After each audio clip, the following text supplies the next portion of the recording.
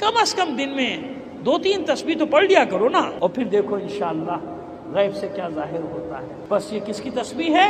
جو قرآن میں آیت کی صورت میں اور آزمائش کیسی چیز ہے، اگر اس میں انبیاء علیہم السلام سے بھی ترک اولا ہو جائے، ظاہر ہے کہ آپ جانتے ہیں کہ معصوم ہوتا ہے، نبی معصوم ہے، اس سے معاذ اللہ ہمارا یہ عقیدہ نہیں کہ اس سے غلطی کا ارتکاب ہو جائے، گناہ تو دور کی بات ہے۔ شیعہ اثنا عشری کا عقیدہ کیا ہے کہ معصوم سے کبھی کوئی غلطی کا ارتکاب نہیں ہوتا ہے۔ اگر ایسا کہیں نظر آتا ہے قرآن مجید میں تو اس کو ترک اولا کہا جاتا ہے۔ کیا کہا جاتا ہے؟ ترک اولا، یعنی اولا کو ترک کر دیا، جو بہترین تھا اسے چھوڑ دیا۔ اللہ چاہتا ہے کہ میرا نبی، میرا پیغمبر بہترین فعل انجام دے۔ بس یہی ایک قصہ ہے ایک سارا۔ اللہ نے قوموں پر جو عذاب بھیجے ان میں ایک قوم کا قرآن مجید میں خاص طور سے ذکر کیا کہ اس قوم کو ہم نے عذاب بالکل سر پہ آ گیا تھا، سر پہ آنے کے بعد عذاب کو ٹال دیا۔ یہ ہے جناب یونس کی قوم۔ اور جناب یونس کے بارے میں فرمایا ہے، لکھا ہے کہ آپ قصص انبیاء میں کہ 30 سال کے تھے جب آپ کو حکم ہوا کہ اب آپ کار رسالت انجام دیں۔ 1 لاکھ سے زیادہ آبادی کا شہر تھا یا ملک تھا یا جو بھی تھا، لیکن قرآن مجید فرماتا ہے کہ 1 لاکھ سے زیادہ افراد پہ مبعوث کیا، 1 لاکھ سے زیادہ افراد نبی بنائے۔ کتنے آدمی ایمان لائے؟ 2۔ کتنے آدمی ایمان لائے 33 سال میں؟ 2۔ 33 سال تک یہ قوم اذیتیں دیتی رہی۔ کتنے سال تک؟ 33 سال اللہ کے نبی کو اذیتیں دیتی رہی یہ قوم، نہیں مان لائے۔ عابد بار بار کہتا تھا جناب یونس سے، تنوخہ کہتے تھے بس اب بد دعا کیجئے، اب بد دعا کیجئے اس قوم پر عذاب آئے، اور جناب یونس علیہ السلام تیار بھی ہو جاتے تھے بد دعا کے لیے۔ پھر وہ جو عالم ایمان لاتے کہتے ہیں اللہ کے رسول ایسا نہ کیجئے، اللہ کی مخلوق ایسا نہ کیجئے، تباہ ہو جائے گی، برباد ہو جائے گی، ایسا نہ کیجئے، ایسا نہ کیجئے۔ نہیں ہوتا تھا، نہیں کرتے تھے۔ بہرحال 33 سال کتنے گزر گئے؟ 33 سال، یہاں تک نوبت پہنچ گئی کہ اب جناب یونس علیہ السلام کو بھی غصہ آ گیا، اب بد دعا کر ان کے لیے۔ پروردگار اب ان میں کوئی ایمان لانے والا نہیں ہے، اور تو دیکھ رہا ہے کہ انہوں نے مجھے کتنی اذیتیں دی ہیں۔ 33 سال 33 سال میں آپ کا پیمانہ لبریز ہو گیا کہ بس پروردگار اب ان میں کوئی ایمان لانے والا نہیں ہے۔ اللہ نے وعدہ کر لیا، اچھا چلو بس ٹھیک ہے، ہم ان پر تمہاری آپ کی ہم نے دعا قبول کر لی۔ عابد بھی خوش ہو گیا، عابد بھی خوش ہو گیا، لیکن عالم جو تھا وہ خوش نہیں ہوا، ایمان لا گیا اللہ کے رسول یہ اچھا نہیں۔ اب ہوا یہ کہ جناب یونس علیہ السلام، اللہ نے وعدہ کر لیا عذاب بھیجنے کی، عذاب بھیجوں گا۔ جناب یونس علیہ السلام سے ترک اولا کیا ہوا؟ غلط کام نہیں کیا۔ ایک بستی پہ عذاب آنے والا ہے، اس بستی کو چھوڑ رہے ہیں، لیکن اللہ کی مرضی معلوم نہیں کی کہ جاؤں یا نہ جاؤں، چھوڑوں گا نہ چھوڑوں اس بستی کو، یہ ترک اولا تھا۔ لیکن عالم نہیں گیا، عالم نے کہا نہیں، میں اپنے قوم کے ساتھ رہوں گا، جو بھی ہوگا میں ان کو چھوڑ کر نہیں جاؤں گا۔ نہ جاؤ، چلے گئے دونوں آدمی۔ اب پہلے میں نے کہا نا عذاب سے پہلے پورا عشرہ کہیں پڑھ چکا ہوں، مجھے نہیں یاد کہاں پڑھا تھا۔ عذاب سے پہلے اللہ نشانیاں بھیجتا ہے، یاد رکھیے۔ اللہ ایسے عذاب جو آتا ہے وہ تو اچانک آتا ہے کہ رات کو سوئے آ گیا، پوری قوم تباہ و برباد ہو گئی، لیکن اس سے پہلے نشانیاں ضرور بھیجتا ہے، اس سے پہلے نشانیاں بھیجتا ہے۔ تو عالم نے اپنی قوم کو بتایا کہ دیکھو میں نہیں جا رہا تمہیں چھوڑ کے، میں تمہیں چھوڑ کے نہیں جا رہا ہوں۔ عالم نے ان کو سمجھایا کہ دیکھو نبی نے مانگا اور عذاب آئے گا عذاب، مگر قوم کو کوئی فکر نہیں۔ آپ جانتے ہیں قوم اپنے جب تک مصیبت یہاں تک نہ پہنچ جائے کسی کو احساس ہی نہیں ہوتا کہ مصیبت آ گئی، مگر اپنی دنیا میں مگن، فنکشنز ہو رہے ہیں، جو کچھ دنیا کا دستور ہے وہ سب نبھایا جا رہا ہے، پارٹیاں بھی ہو رہی ہیں، سب کچھ ہو رہا ہے، لہو لعب بھی ہو رہا ہے، سب کچھ ہو رہا ہے۔ ہاں جب آئے گا دیکھی جائے گی، ہوتا ہے نا، جب آئے گا جب دیکھی جائے گی۔ ایسی ایک اور بھی بات ہے ہاں جب وہ آئیں گے تو ہم بھی ساتھ دے دیں گے. اور خدا کے بندو ساتھ دینا اتنا آسان نہیں ہوتا, اتنے امتحانات سے گزرنا پڑتا ہے. اب بھی ایک امتحان سے گزر رہے ہیں کہ نہیں گزر رہے؟ سب سے پہلے نشانی کیا آئی؟ ان سب کے چہرے زرد ہو گئے. ایک ہوا چلی, ہوا آئی.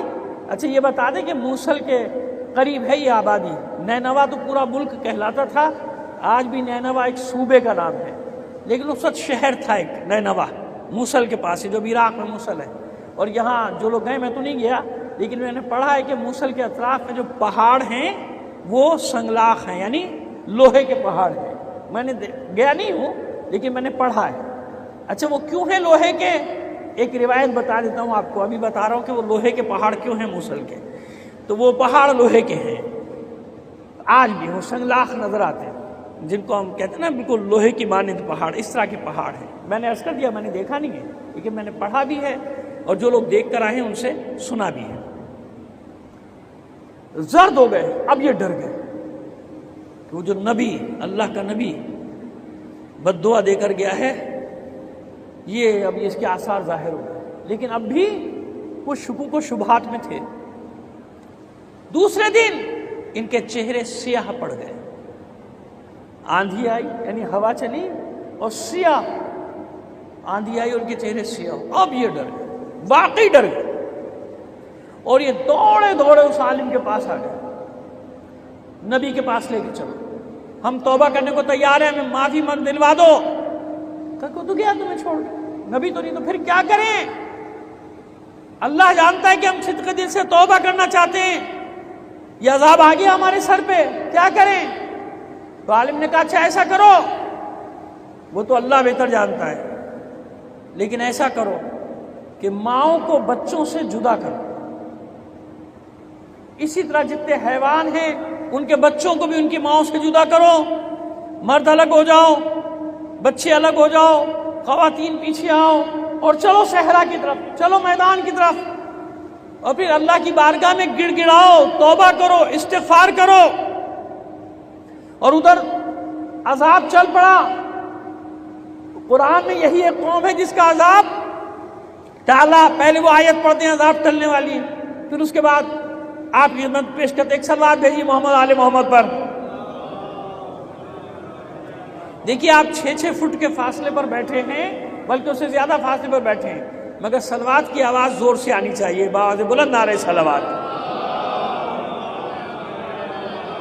آئیے, یہ سورہ یونس ہی, نام ہی سورہ یونس ہے. سورہ یونس کی 98ویں آیت, 98 آیت. فلولا کانت قریۃ آمنت فنفعها ایمانها الا قوم یونس لما آمنوا کشفنا عنہم عذاب الخزی فی الحیات الدنیا ومتعناہم الی حین. بس کوئی بستی ایسی نہیں ہے جو ایمان لے آئے اور اس کا ایمان اسے فائدہ پہنچائے, نہیں فائدہ دیتا اس کا ایمان, اور سوائے یہ.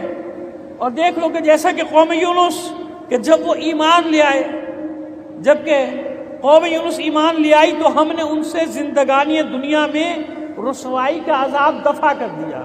یعنی عذاب میں رسوائی بھی چھپی ہوتی ہے. جیسے قوم لوط پر عذاب آیا تو رسوائی کے ساتھ آیا, قوم نوح پہ آیا تو رسوائی قیامت تک کی رسوائی ہے نا, قوم ہود پر آیا تو قیامت تک کی رسوائی کے ساتھ آیا. نمرود, فرعون, یزید, سب کے لیے جو چیز آئی وہ قیامت تک کی رسوائی بن کر آئی. ایسی ہے نا.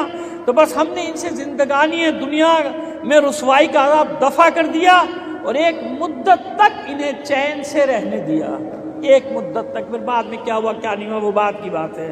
اب آئیے, یہ سورہ یونس کی 98ویں آیت. یہ ہے وہ قوم کہ جب عذاب آ گیا, اب یہ چلے گئے, چلا رہے ہیں, اور کہتے ہیں کہ اسرافیل, جناب اسرافیل نے وہ حکم دیا تھا, جناب اسرافیل کی سور سے جو پھونکی تھی اس سے یہ عذاب, ایک چنگار تھی جس سے عذاب آیا تھا, ان کے سروں پر آ گیا, کہتے ہیں ناک تک آ گیا. اب وہ بچوں نے جو ماؤں سے بچھڑ گئے تھے دودھ کی طلب میں فریاد کرنی شروع کی. حیوانوں کے بچوں نے جو اپنی ماؤں سے بچھڑ گئے تھے وہ دودھ کی طلب, خوراک کی طلب میں, ادھر بوڑھے چلا رہے ہیں, عورتیں چلا رہی ہیں فریاد کے پروردگار بخش دے, بخش دے, بخش دے, ہم تجھ پر ایمان لائے, تیرے نبی پر ایمان لائے, معاف کر دے, معاف کر دے. بس رحمت الہی جوش میں آئی، حکم دیا اسرافیل کو، جاؤ اسرافیل اس قوم سے عذاب کو، اب یہ تشریح کر رہا ہوں اسی آیت کی جو میں نے آپ کے سامنے پڑھی ہے، جاؤ اس قوم سے روک دو عذاب کو۔ کہ پروردگار عذاب تو پہنچ چکا، اب تک تو تباہ ہو چکے ہوں، تو نے حکم دیا تھا۔ کہ نہیں، ان کے سروں پر روک دیا ہے، وہ جو فرشتے لے کر گئے ان سے روک دیا، تم جا کے حکم دو عذاب واپس ہو جائے۔ تو کہتے کہ یہاں سے عذاب واپس گیا ہے، یہاں سے عذاب دیکھ رہے تھے، آنکھوں سے دیکھا عذاب کو، آنکھوں سے دیکھا، آنکھوں سے دیکھتے ہوئے عذاب کو واپس چلا گیا عذاب۔ واحد قوم، اب جب جناب یونس اور ان کے ساتھی عابد دوسرے دن واپس آئے، یہ سوچ کے کہ اب قوم تباہ و برباد ہو چکی ہوگی، اب کچھ بھی نہیں ہوگا، اب جب آئے جگہ کچھ بھی نہیں ہے، تو سب صحیح و سالم ہے، وہ کام کر رہے ہیں کھیتوں میں لوگ۔ ایک سے پوچھا کہ بھائی کیا ہوا؟ کہا کچھ نہیں ہوا بھائی، وہ اس قوم پر کہاں نبی نے بد دعا کی تھی لیکن سب نے توبہ کی، اللہ نے معاف کر دیا۔ اب وہ تو پہچانا نہیں نبی کو، کہتے کہ وہ اب ڈھونڈ رہے ہیں اس نبی کو کہ وہ نبی مل جائے تو ایمان لے آئیں۔ اب یہاں پہ جناب یونس جو تھے وہ واپس ہو گئے، اس سے قوم کو چھوڑ کر چلے گئے۔ دونوں روایتیں، پہلی والی روایت میں پہلے ہی چلے گئے، دوسری میں آ کے پھر گئے، لیکن چلے گئے۔ جب چلے گئے پہنچ گئے ساحل پر، کشتی میں سوار ہو گئے کہ بس اب اس قوم سے میں دور ہونا چاہتا ہوں۔ وجوہات کیا ہیں؟ پہلی روایت کو رکھا جائے تو وجہ کیا ہے؟ قوم کی بدکاریاں، بدعمالیاں، کہ اس گناہ گار قوم سے دور ہو جاؤں۔ دوسری روایت کے پیش نظر لکھا جاتا ہے کہ اب کیسے جاؤں قوم میں نے تو کہا تھا کہ تم پر عذاب آئے گا، عذاب نہیں آیا۔ ہوتا نا انسان کہ ایک بات کہتا ہے، میں آپ سے ایک بات کہہ رہا ہوں آج، کل وہ بات پوری نہ ہو تو کتنی بڑی میرے لیے، میرا کتنا بڑا امتحان ہوگا، یہ آپ سمجھتے ہیں نا؟ ایک عام انسان کے لیے کتنا بڑا امتحان ہوتا ہے، چاہتا ہے منہ چھپاؤں بھائی لوگوں سے، حالانکہ بیچارہ غلط نہیں ہوتا، لیکن کیسے منہ دکھاؤں بھائی، میں نے ایک بات کہی تھی نہیں ہوئی، اب میں کیسے چلا جاؤں لوگوں کے سامنے، لوگ کیا کہیں گے؟ اور پھر لوگ، آپ جانتے ہیں لوگ تو پھر لوگ ہیں، وہ کدھر چھوڑتے ہیں؟ وہ تو کسی کو بھی نہیں چھوڑتے اور کسی بھی حال میں نہیں چھوڑتے، لہذا کیسے جاؤں؟ تو بتائیے جناب یونس پیغمبر، ایک عام آدمی کی بات میں کر رہا ہوں، جناب یونس پیغمبر نے تو عذاب کی بد دعا کی تھی اور کہہ دیا تھا کہ بس تم پر عذاب آ گیا، اب میں کیسے جاؤں قوم میں؟ کیا کہیے قوم لیجیے بھائی یونس کہاں گیا عذاب آپ کا، آپ نے بد دعا کی تھی، چلے گئے۔ یعنی دونوں روایتیں میں نے اسی لیے آپ کے سامنے نقل کر دی۔ پہنچ گئے ساحل پہ، کشتی جانے کو تیار بیٹھی تھی، کہیں بیٹھ گئے کشتی میں، بھائی یہاں سے تو نکلو، اس جگہ سے تو چھوڑو، ایسے نہیں چھوڑ کے جاتے۔ انبیاء تک کو پروردگار عالم نے تنبیہ کی ہے، ہمارے حکم کے بغیر نہیں۔ کشتی میں سوار ہو گئے، بھی کرایہ دے دیا، کشتی بیچ سمندر میں یا دریا میں پہنچی اور جناب ایک بڑی سی مچھلی منہ پھاڑے سامنے آ گئی، ہیں جیسے مصیبت آتی سامنے۔ دیکھیے یہ قرآن مجید میں جو قصص انبیاء بیان ہوئے نا، یہ قیامت تک کے لیے عبرتیں ہیں۔ سمجھ میں آ رہی ہے بات؟ سمجھنے والوں کے لیے، سمجھانے کے لیے ساری باتیں، سمجھانے کے لیے ساری باتیں۔ یعنی بڑی مچھلی، بڑی مصیبت سامنے آ گئی، ایک مصیبت ختم ہوتی ہے دوسری اس سے بڑی، دوسری ختم ہوتی ہے اس سے بڑی، وہ ختم ہوتی ہے اس سے بڑی، ایسے ہی ہے نا؟ تو اسے تو قرآن مجید میں فرمایا ام حسبتم ان تدخلوا الجنة ولما یأتکم مثل الذین خلوا من قبلکم مستهم البأساء والضراء وزلزلوا حتى يقول الرسول والذین آمنوا معه متى نصر اللہ الا ان نصر اللہ قریب۔ تم نے گمان کر لیا کہ جنت میں جانا یوں ہی آسان ہے، جبکہ ابھی تک ہم نے تم پر، یا ابھی تک تم پر وہ پہنچا ہی نہیں، یا وہ مصیبتیں آئیں ہی نہیں جو تم سے قبل والوں پر آئیں۔ کیسی کیسی مصیبتیں آئیں، زلزلوں نے، بیماریوں نے، بھوک نے، دشمنوں نے، زلزلوں نے ہلا ڈالا انہیں، ایک یعنی ایک کے بعد ایک، ایک کے بعد ایک، ایک کے بعد ایک، بڑی سے بڑی مصیبت، یہاں تک کہ اللہ کا رسول اور جو اس پر ایمان لائے تھے وہ پکار اٹھے، معبود تیری مدد کب آئے گی؟ الا ان نصر اللہ قریب۔ اور آپ کو معلوم ہے نا، جیسے مسجد جمکران میں لال پرچم تاریخ میں پہلی بار لہرایا گیا ہے، اسی طرح کل پہلی بار مشہد مقدس میں جو پرچم سیاہ رنگ کا لہرایا گیا ہے، اس پہ پہلی بار یہ آیت لکھی گئی ہے، نصر من اللہ و فتح قریب۔ صلوات بھیجی محمد آل محمد پر۔ نعرہ تو کوئی لگا دو ایک، سمجھ میں آئی بات؟ تو ہر چیز میں کچھ راز ہیں، کچھ نشانیاں ہیں، سمجھنے والوں کے لیے ہیں نشانیاں۔ گھبراتے نہیں، مشکلات سے نہیں گھبراتے۔ دشمن کتنی سازشیں کر لے کوئی بات نہیں، ثابت قدم رہو، ڈٹے رہو، سب ٹھیک ہوگا، سب ٹھیک ہوگا۔ کیوں؟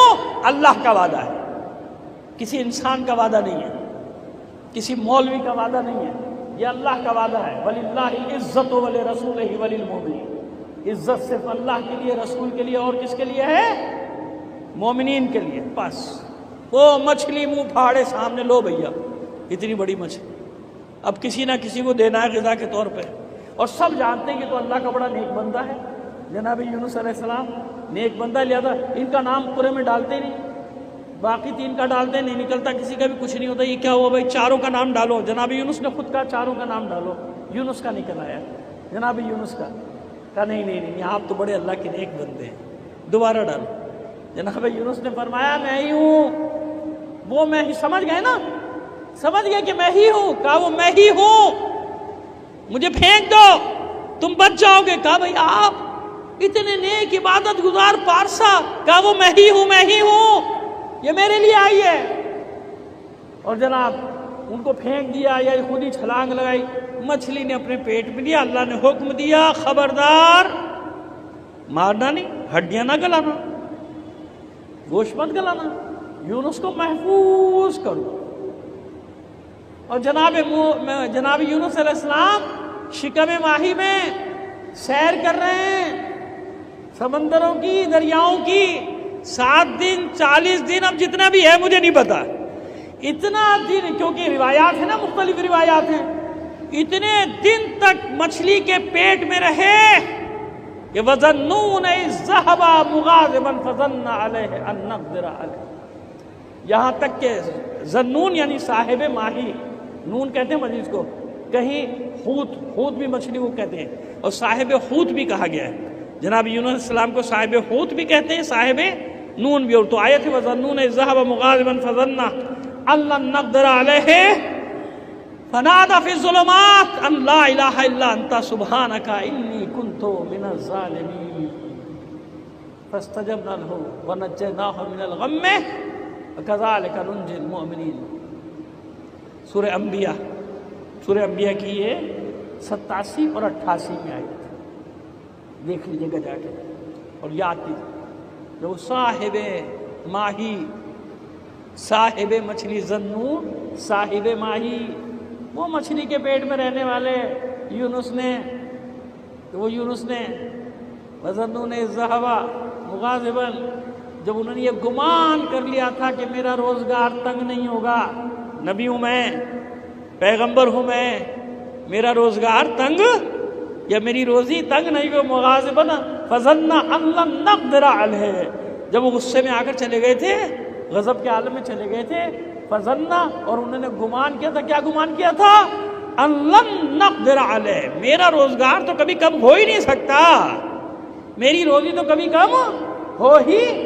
نبی کے بارے میں قرآن مجید فرما رہا ہے بھائی کہاں ہو، یہ سوچ لیا، یہ گمان کر لیا، بس کیا کیا ہم نے؟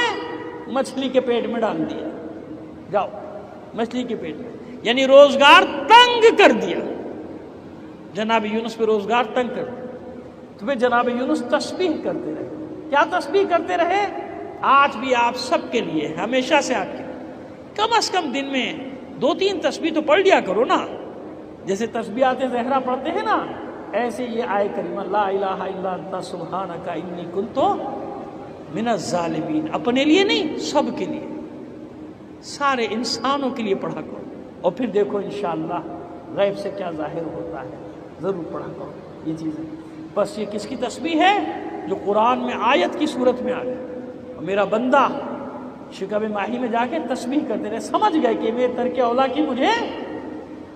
کی مجھے سزا ملی، یہ جو میں نے ترک اولا کیا، یہ جو میں قوم کو چھوڑ کر آ گیا، چاہتے نہیں ہیں، کیا ہوگا، برا بلا کہے گی نا قوم، کہنے دو، قوم کو چھوڑ کے نہیں جاتے، قوم میں رہتے ہیں۔ ہاں کوئی ایسا مرحلہ آ جاتا ہے زندگی میں، استثناءات آ جاتے ہیں کسی کی زندگی میں، خدا نہ کرے، میں کسی کو برا نہیں کہہ رہا، یہ نہ سمجھیے گا کہ میں کوئی ایسے خامخواہ میں ٹونٹ کر رہا ہوں کہ جو کوئی چلا گیا ہو تو میں اس پہ ٹونٹ کر رہا ہوں، نہیں، میں یہ نہیں کہتا۔ کیوں؟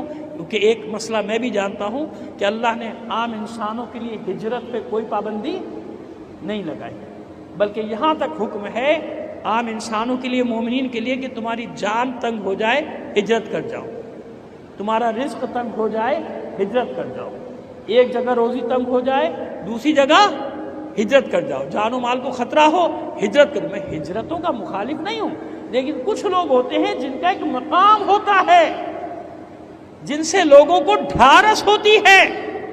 سمجھ رہے ہیں آپ کو فرق ہو گیا نا، کہ ساری دنیا بیعت کر لے کوئی فرق نہیں پڑتا، یزید جانتا ہے کہ پوری دنیا بیعت کر لے میں قانونی حاکم نہیں بنتا، اگر حسین نے بیعت نہیں کی تو میں کبھی بھی حاکم نہیں کہلاؤں گا۔